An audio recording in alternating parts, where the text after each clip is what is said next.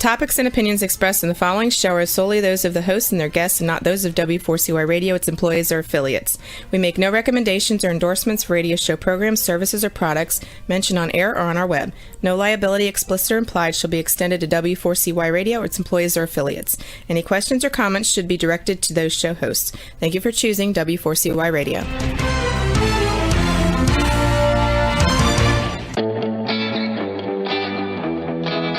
Are you ready to take a journey? Let's connect with the healers of the world. It's that time. It's time for the Language of Healing on W4CY Radio and Talk4 TV. Now here's your host, Emotional Wisdom Training Specialist Nicole Fortin.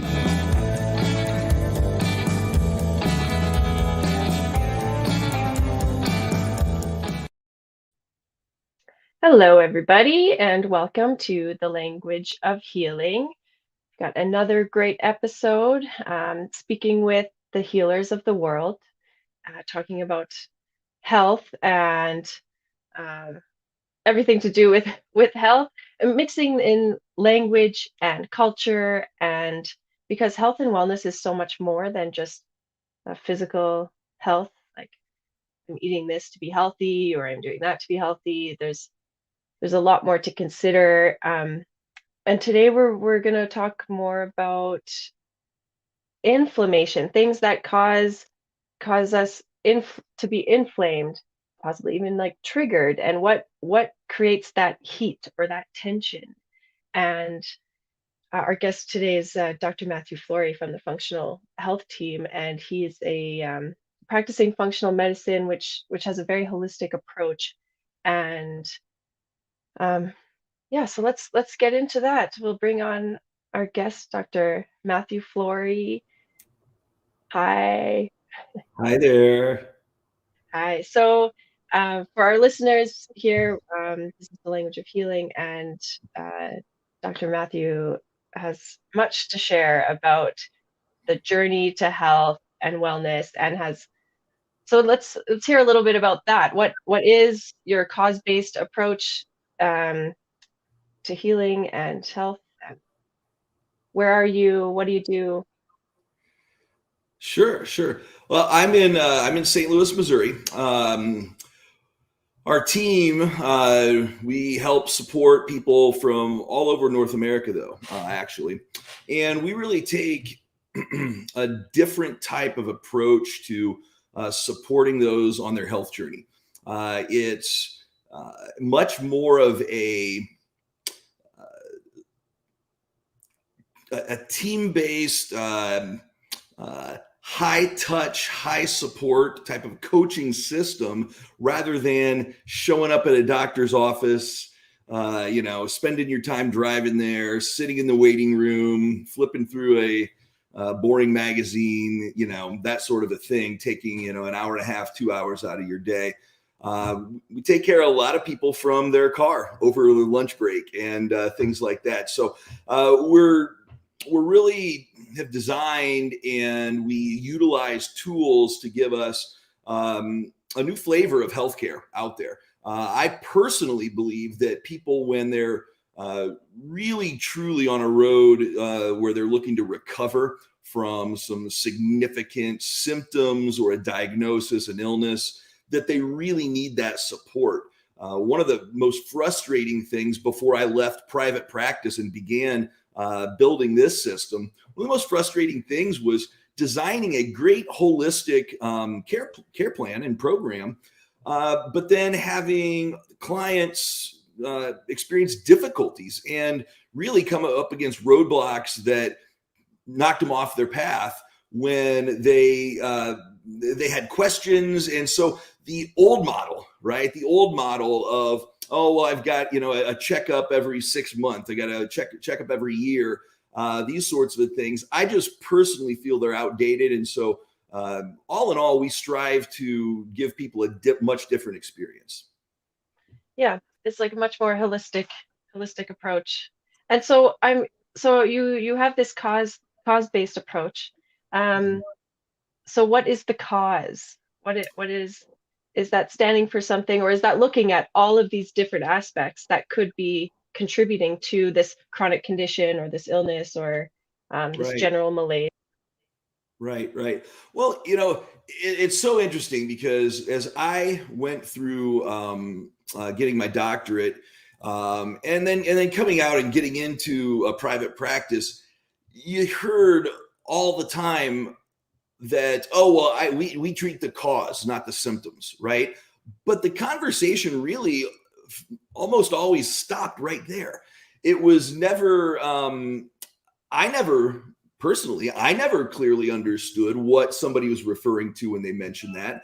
And so, 10, 15 years into my practice, a more traditional practice, brick and mortar type of a thing,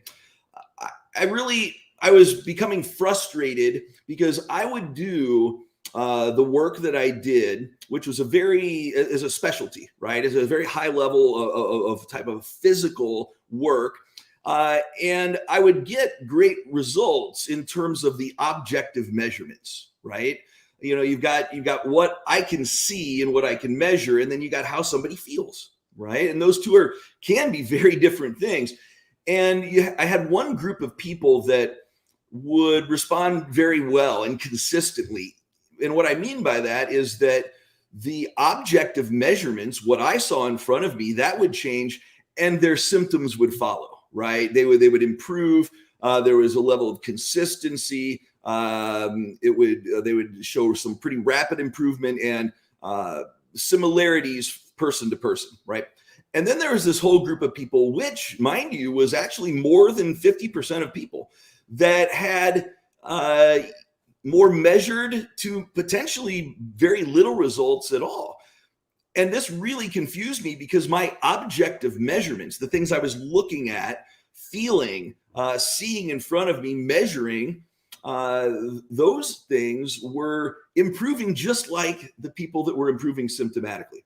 So I was really kind of doing some deep dives, and I know as well as you do that asking questions is a good thing, right? We want more information. And so I started asking questions, and I stumbled across, my business at that point in time was all physical treatment. I looked at posture and I corrected posture. So I started digging into the research when I was a bit concerned about this other group of people and why they weren't responding in the same way. And what I ended up finding out that the connective tissue of our body, fascia, which many of us were even taught, let alone the public thinks not much about, right? Even in our anatomy classes, when we're kind of dissecting organisms, that fascia, they would just tell us to clear it out. It's fairly inconsequential. But when I started just cut it out, don't need it. When I started digging deeper into the research, what I found was that every single one of our cells, every single one of them, when it's triggered into a stress response, which is a genetically programmed binary switch, it's either on or it's off, mind you, that when it's turned on, as part of the series of responses from the cells, it releases a hormone, okay, from the cell itself, not from the thyroid, not from the adrenals, not from any glands of the body, from the cell. And it releases it locally, which means kind of it's in its own surroundings. That hormone causes fascia, or the connective tissue of our body, the same stuff that is tendons, ligaments, it envelops our bones, it wraps our muscles. We really call it a myofascial envelope because it contains all of the structural components of our body. This tissue actually contracts from this hormone signal. So now I had a new view on things. I could see that a postural shift and maybe somebody's pain that was associated with it wasn't due to any sort of muscles. It wasn't due to any sort of nerves necessarily. It was due to a hormone released by a stress response. And those stress responses, that category is huge, as you well know. There are the physical stresses, but then there's all of the mental and emotional and the stresses that come from our lifestyle that was out there that I then had to kind of dig deeper and begin accounting for. Mhm. Yeah, it's really fascinating with that information when you consider that it actually does happen on a cellular level, and the symptom is just doing what it does. It's just like an alarm system. It's like something's going off here, and It to is. really look at. So the cause is going to the root, is going, Mm-hmm. yeah, into the root and finding out, yeah, because you're specializing in hormones, in hormone health and endocrinology, and so I think this is very interesting research as well from a Chinese medicine perspective. That fascia or that connective tissue is almost like its own organ. Like it has its own, and it's very difficult to translate ancient Chinese to modern Chinese to English. So there are some things do get lost in translation, but from my understanding of that, just from like my perspective, and I also know like the anatomy and the muscle, like from studying body work and massage. I love it. I'm a total nerd for it, but it is like it regulates everything. It's like almost what's the word? Not like a control panel, but it's like a channel highway system. Like there's communication happening. So on that first one cellular level, it sends the message. So the body now has to respond, and maybe it holds on to it with that posture or Well, that. yeah, absolutely. There's a lot of ways that it holds on to it. There's the biochemical, there's the physical, and on all that. And so what started becoming obvious to me was that the cause, right? Again, like I said, I had heard so many more wellness and holistic practitioners talk about, we treat the cause, but never really what is that. And so to me, I started to realize that the cause is, so let's frame it this way, right? Further research, right? As I'm looking deeper and deeper into the medical journals, right? Standard traditional medical journals, I start finding papers that are not that old that are acknowledging that anywhere, depending on what journal you're looking at, anywhere from 75 to 90%, the lion's share of the entire diagnostic catalog. These are all the diagnoses, the conditions, the symptoms that people suffer from and get diagnosed with. That huge amount is driven by, it's related to inflammation. That leaves just a sliver of all of the afflictions that we have that aren't related to inflammation. So from there, I was like, okay, well, inflammation is the cause. But then I realized that's kind of silly because inflammation is merely our body's first responder, right? I have a very important job, mind you. I don't want to be without it, both IRL in real life and in the body. But the inflammation itself wasn't even the cause, right? In and of itself, it's a driver, but it is a bottleneck. So it's then this stress response and the things that can trigger the stress response. That's where that pathway to understanding the cause is for me. And so that can take on many different forms, infections, physical trauma, mental stress, right?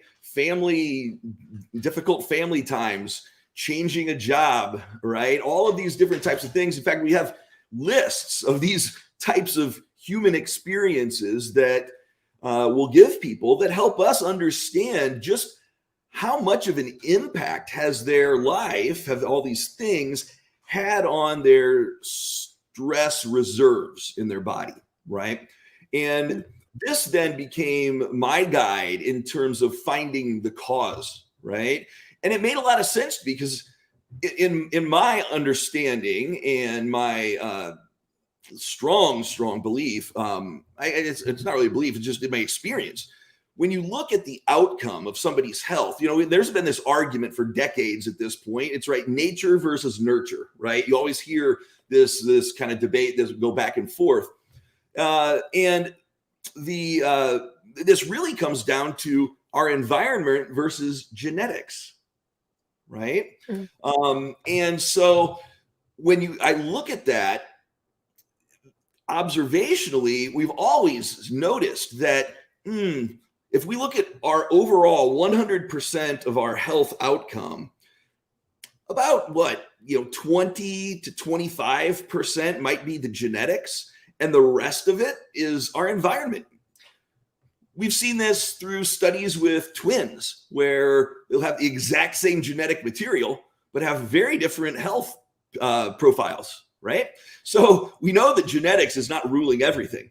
And so then it falls to, okay, it's our environment. Our environment has the greatest impact, and we need to be very, very, I guess you could say critical, but we need to ask a lot of questions about that environment, and we need to create our path based upon that. So again, we get, if we're looking in this window, then we can start to say, okay, so infections, well, that's an environmental influence. Our family life or our professional life, that's an environmental influence. And we start, I feel we start understanding disease and maybe undesired health outcomes in a much, much different way.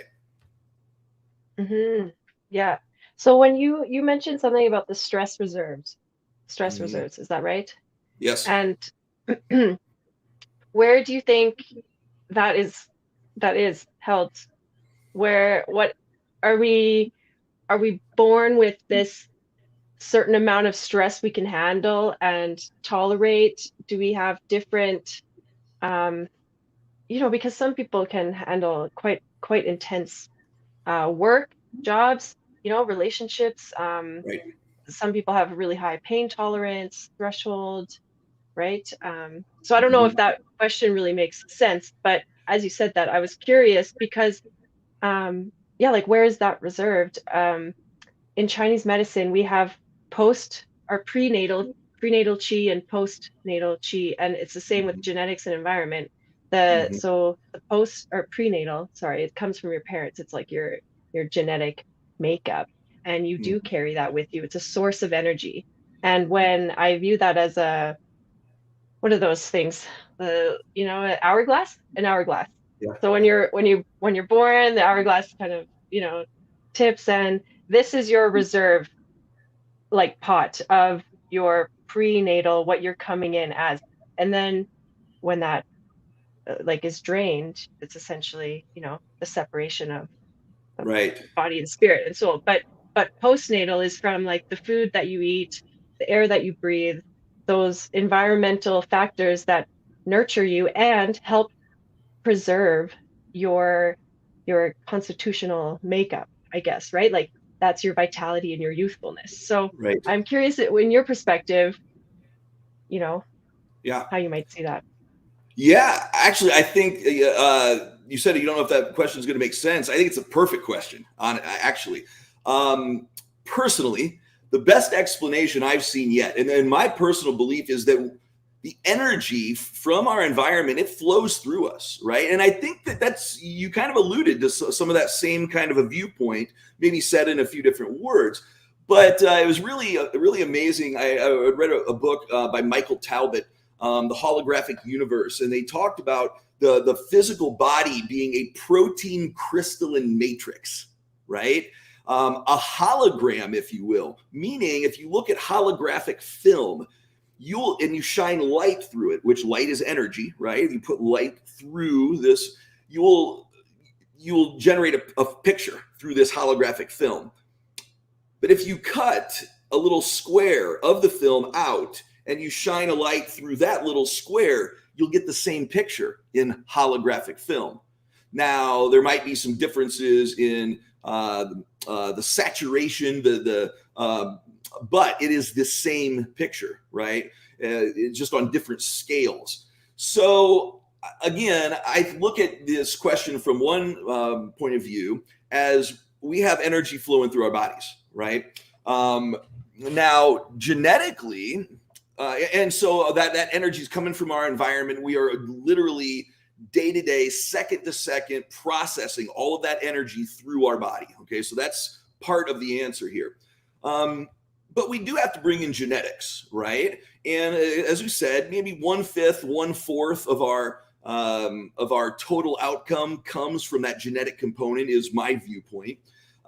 Personally, I've looked at my genetic profile. I've screened for the relationships. This field is called nutrigenomics. It's how does our genome interact with our environment? You and I don't process, or we likely don't, I should say, we likely don't process vitamin D, the B vitamins in the same way. And so one of the places that I get to in support with clients frequently is this nutrigenomic picture, which can be very different for different people. For myself in particular, I have a genetic SNP, or a polymorphism, which is an alteration in the wild type, or the, I hesitate to say normal, but people will understand normal, right? Because to be honest with you, I'm not I guess I'm abnormal to a degree, right? Everybody's unique, but yeah, right. When we think of mutation, that we think of a whole different thing, right? Like Wolverine or something like this, but Spider-Man, But I have the executive function gene. This has to do with how we process our stress hormones and neurotransmitters. I say hormones and neurotransmitters because they literally are practically the same thing in my view, right? Same sort of chemical backbone. They're both chemical messengers. One just happens to operate through the nerves and nervous system, the other through the blood and the vascular system. So I have this executive function, right? Gene arrangement. And so what that means to me is that I don't break down the hormones and neurotransmitters that support me in a stress response and environment as rapidly as other people. Now, this is beneficial for a certain amount of time because I can kind of, like you say, I can kind of maybe manage or handle stress or stressful situations, taxing my body for longer periods of time in some degrees. However, this for me personally, and this wouldn't necessarily be the same for others, I also have a tough time breaking down. I rapidly break down serotonin personally. So I can find myself in this, period of time under a stress response where it's advantageous for me, right? And I'm managing well. And then all of a sudden, right, my serotonin reserves start diving, and it can be a whole different picture, right? Kind of the bad parts of stress, okay? So that's another, kind of part to this question. And really, as I'm sure you well know, our stress reserves in our body, it's often related to the adrenal glands, right? Our adrenal glands, they produce cortisol and a couple other classes of hormones, but the cortisol is the one that's related to our recovery from stress, right? It's kind of like the brakes to our system. The thyroid and the adrenals work in conjunction, but in opposition somewhat. It's kind of like driving your car. Thyroid's the gas, adrenals is the brakes, okay? And by braking, we slow down, it helps us recover, that sort of a thing. Point being is that I often use the imagery with people that when we're under stress, when stress is active and we're calling on our body to support us more by the production of these types of hormones, that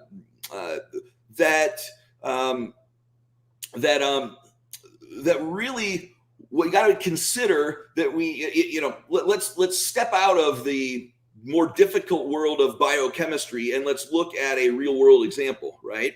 So we need more paper. Well, if we need more paper, we're going to definitely need to have the raw materials available. So we need enough trees, right? If we don't have enough trees, then we're going to have a paper shortage. Okay.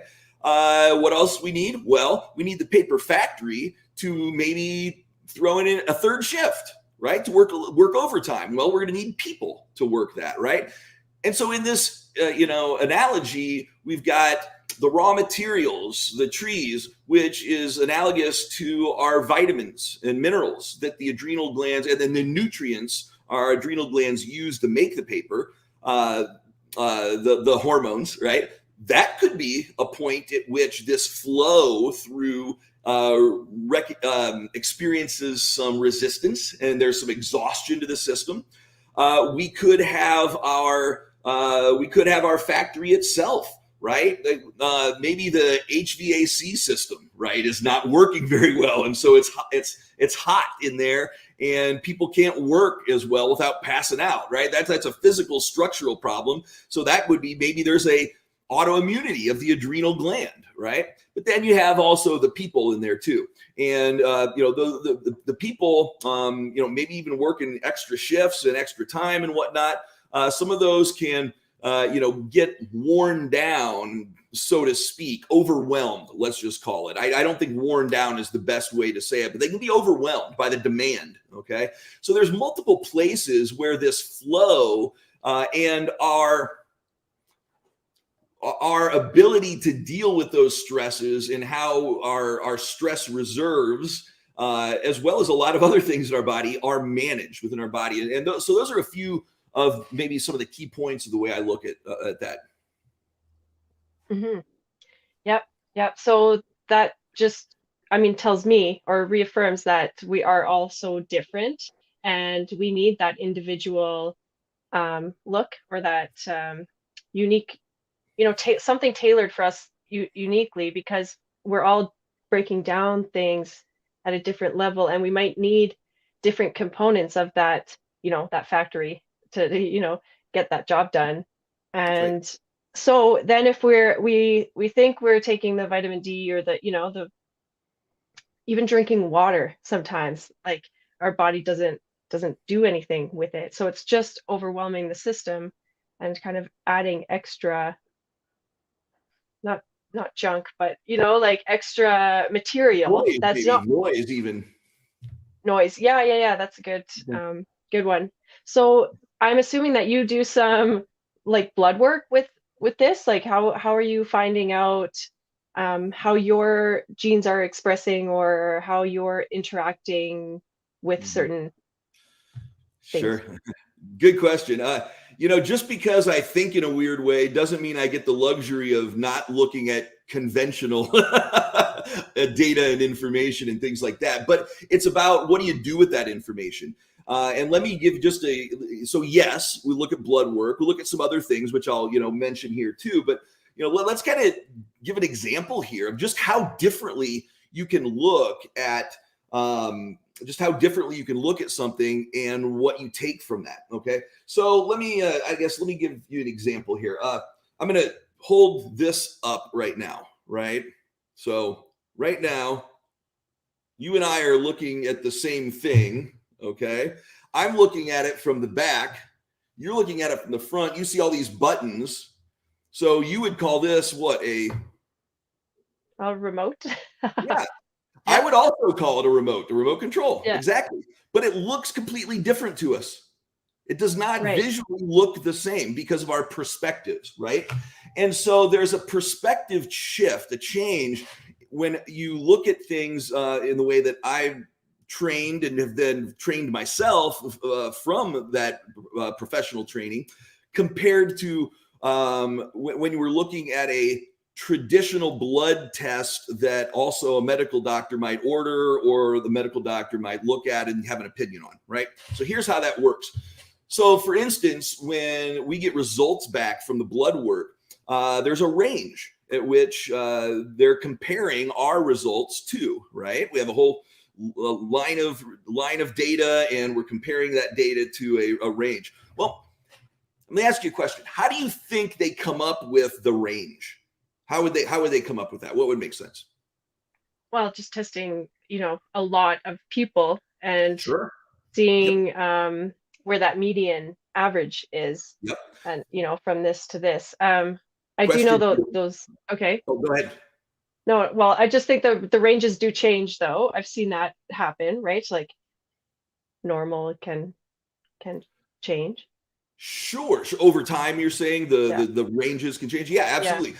But so let me ask you the second question here. who generally is going in to get their blood work done? And when I asked myself this question and I realized the answer, I just about fell over, right? Who's generally going in to get the blood work done, which would provide us the data to make those ranges? Healthy people or sick people? Yeah, people who have a problem, or going to get something. Absolutely. Yeah, that's a really good point.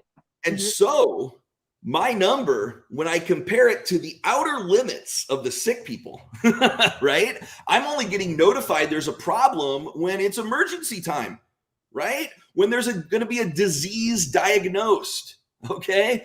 And to me, that makes no sense. And so I not only look at that range, I think that range is important. I still need to look at it, but we use an optimal function range. And that's just one of the ways where a different perspective on the same thing can give us a whole different understanding of what we're looking at, right? So yeah, absolutely. Like you can bring, a naturopath versus an MD will like read that very differently, or like yourself, like you're saying, taking a look at that. But that's a really good point. That where are we getting that data from? It's from people who are sick and yeah. Well, and we need to caution ourselves too, because I will be very honest with you. There, you mentioned comparing, the overall naturopath with overall MD, and part of the revolution here, I feel, is that you don't get a pass anymore just because you're a osteopath or a naturopath or whatever the designation is. I don't even get a pass, right, in this cause-based medicine idea, because there are lots of chiropractors and these more holistic disciplines that use natural products for symptom treatment, right? And they'll lose somewhere in the weeds, right? In this gray area. They won't be very as clearly defined as the way I'm talking about this and this cause-based medicine. I think this is really a super key point that I'm happy we're getting to, because if I'm not looking for the deepest levels of what's triggering the inflammation, and then that inflammation is affecting our genetics, okay? Again, this energy flowing through that protein crystalline matrix, how is it processing through our body? Then I'm missing the boat. I don't care what my professional designation is and how natural it makes me seem. I do put the natural treatment of symptoms above the synthetic, right? Pharmaceutical, when that's possible, and it's usually possible. But I also put cause-based medicine concept well above natural medicine. Okay, so I think it's important to even offer a distinction here for people to understand. Does that make sense, or am I kind of not too clear on that? No. Yeah, I'm with you. I mean, there is lots to consider about it, but essentially, going back to that, the inflammation, or what is really triggering that cell or that part to be inflamed, that and if that's driving 75 to 90% of illness, that's a huge marker. So when someone, so then how might we like reduce inflammation? Yeah. If I could even put it like that, if it's that easy, right? Yeah, well, it's easy if you've thought through the next parts of kind of what this whole process for me. It wasn't just it was not something I learned in school. Excuse me. It was not something that I woke up one day and was like, oh, what an idiot. I can't believe I didn't realize this. This was a year and a half of a process of asking questions and having to think about it for a while, and then doing some research and connecting some dots there. So how do we deal with that inflammation? So number one, we have to look at what's foundationally driving that inflammation. Let me give you an example, right? So many people, I'll even have people come to me and say, oh, I've got adrenal fatigue, right? Which is kind of in the world we were talking about just a little bit ago, where for some reason or another, the output from the adrenal glands, the hormones, right, it's not keeping up with the demands of the body. And so we're not able to recover in a robust way, right? In a snapback, healthy way that we might all like to. So people will come to me and say, I got adrenal fatigue, right? It's like, oh, well, if we're going to treat the symptoms of adrenal fatigue, well, then we'll treat the adrenals, and now we're treating the cause. Sorry, that's not the case, because there in our social construct, right? Just our lifestyles these days, especially in the Western world, there are so many similar stresses, but whether it's our time management, the demands on ourselves, our food supply, various different things like this, that our environment and toxicity from our environment, whether it's EMF or heavy metal or some organic sort of a compound. And so if we're not recognizing some of the societal common, very likely causes of a threat to our body, then we're never going to, just by giving somebody the right combination of supplement for the adrenals, we're never going to actually fix the right problem. And I think at this point, it's important to just mention, before I, kind of start a little bit deep or farther down where you're asking is how do we deal with the inflammation? I think that it's important to say that, why is that inflammation, there? Well, this part of our immune system is one of our oldest, and it's our most innate, right? It's what we're inborn with. It's what we have already. We've got two major classifications when we branch our immune system apart. It's that innate and the acquired. And the acquired is what people are familiar with when they're thinking of, oh, well, I got chicken pox and now I shouldn't get it again, right? Because I've built up an immunity to that. That's the acquired. But it's this basic first responder that is activated, inflammation that's activated at the first sign of something that is not self, right? Self, not self. That is all it's thinking, okay? And anything that's not self, we can start to, build up a little bit of, if it's getting too close here, right? So those things can be emotional, right? They can be physical. They can be anything within those categories. And so if we look at areas of the body or systems of the body that take the most threat from our environment, right, that are most often triggered by that not self, we start talking about things like the gut, which is probably going to ring, a bunch of bells. People say, oh, I've heard so much about the gut. Well, this is why, right?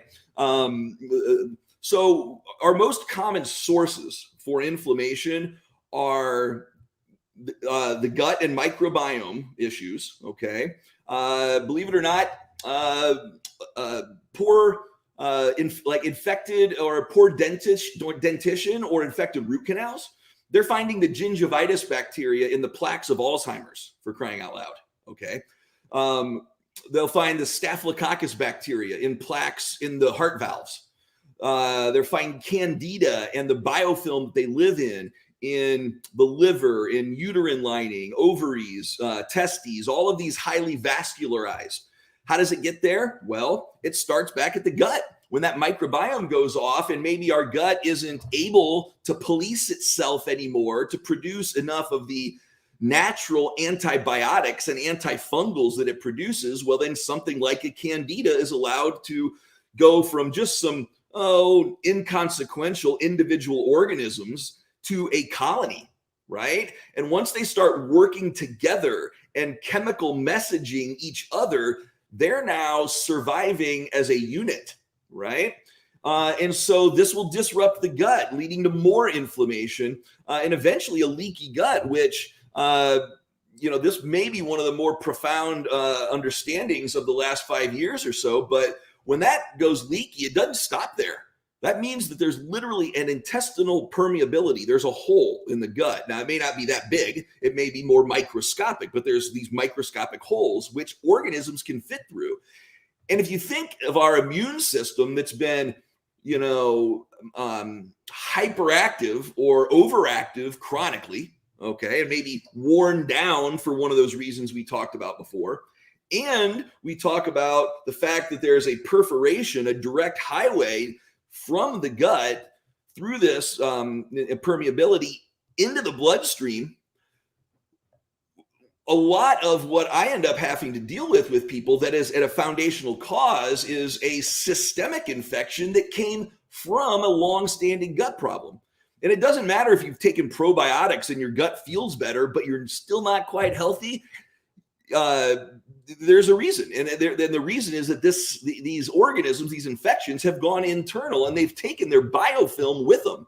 That biofilm, it's like pond scum, right? It's literally the stuff that sits on top of ponds. Or, kind of gross if somebody doesn't brush their teeth for a day or two or something like that. It's the film. It's the, it's the stuff there. So, it's natural stuff, and even our normal microbiome has the biofilm, but pathogens or organisms that aren't part of our normal microbiome, they create toxic biofilm because they have toxic chemistry to our body, right? But so it's things like this, right? It's infected root canals. It's I've picked up some heavy metals. I've got a gut problem, right? When whatever stage it's at. These are the things that are at the top of the list to our causes as a modern society in our day and age. Right. So the purpose or the role of inflammation is to really defend our self. And I like the innate and acquired, because that goes back to the prenatal, postnatal, like genetic, environment. Yep. It's like both of those things coming together. And I've always thought it's the most amazing thing that our body can heal itself. Like, you get a cut and then the body just knows how to, like, that is such a little thing we might not even think about, but I've always just been fascinated with, like, we can't grow a finger back, right? But just that ability. Yeah.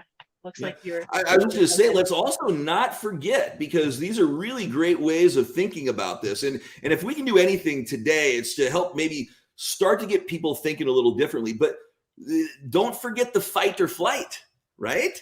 That's literally, we're talking about that. So let's not forget those words in this. We got the fight or flight, which helps protect us in that time of danger and need. And the inflammation is part of that. That is the stress response I was talking about. That's binary, flipping the switch on or off of the genetics of the cells to produce the stress responses.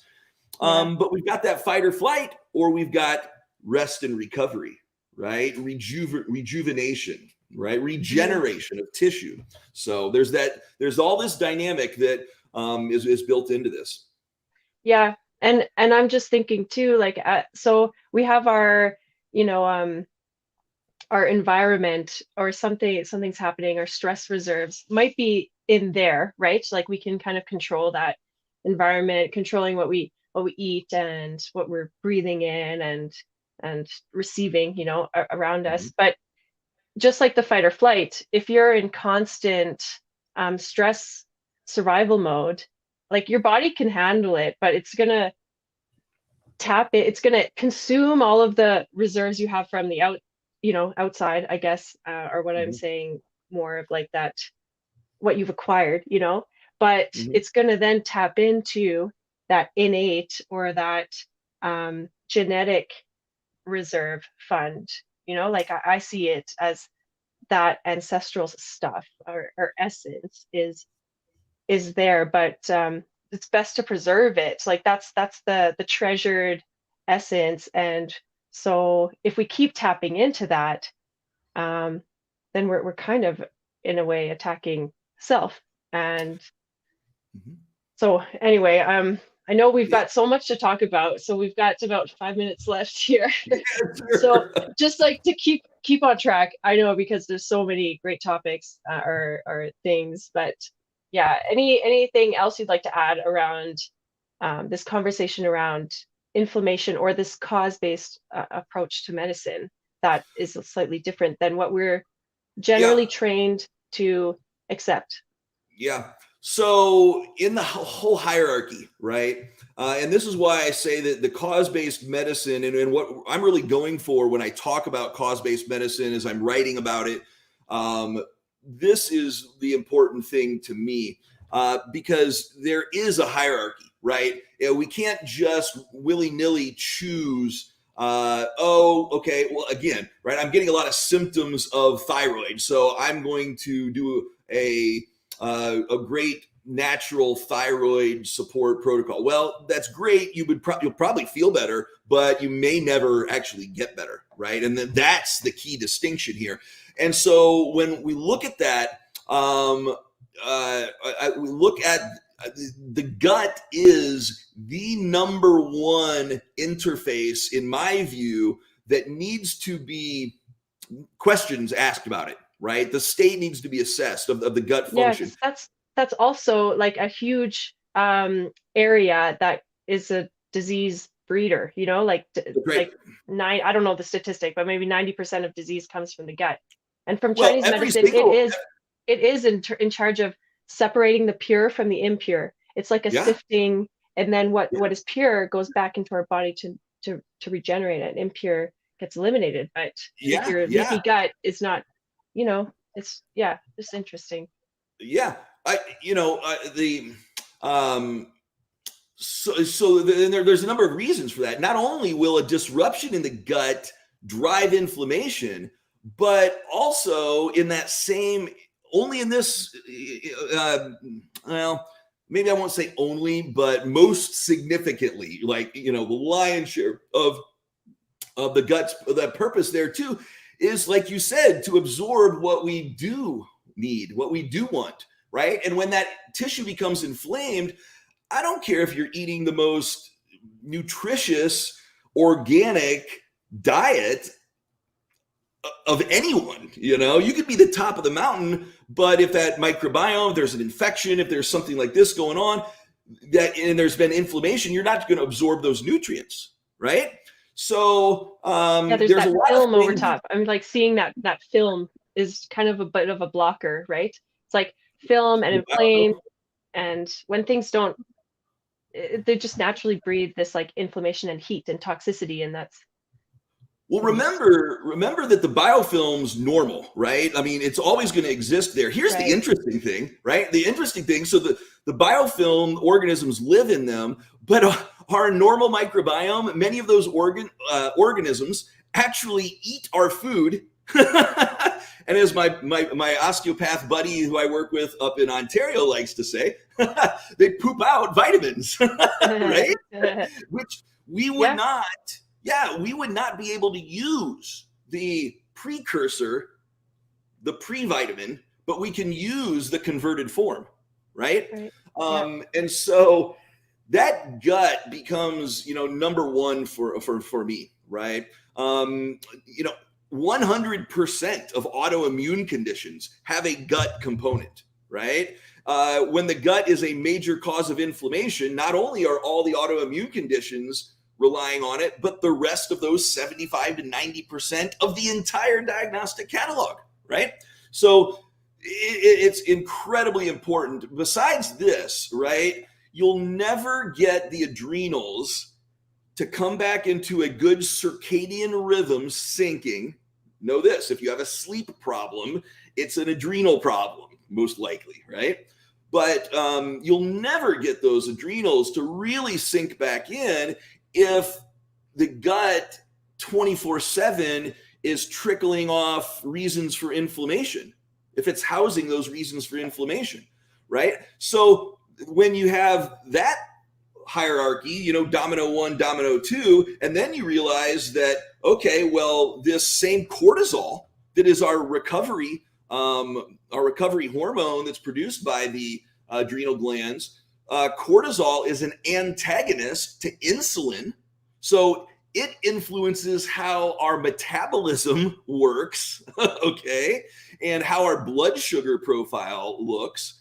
You start to realize that my viewpoint in this cause-based medicine viewpoint is that I can't treat diabetes or insulin resistance without treating the gut, right?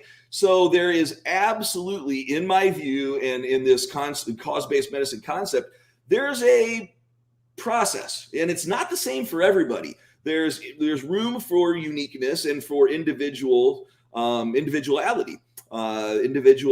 the care process. But there is a way of thinking about it, I think, that because of the advancement in technology and understanding of where we are as a society right now, we can take these concepts from, say, Chinese medicine, a really old discipline, combine them with what we now know today, and we start to see how they work together. And in fact, it's probably not even say work together. It's like they're literally the same thing. It's just we are understanding them in a much deeper, deeper way. Just like a different language, right? It's just like Absolutely. translated into a different language. And some people understand this language, some people understand that language, and we're coming out of the age of the language of mechanism, right? Mm-hmm. The belief that I can, with my car, I can take the battery out, put a new battery in, no big deal, right?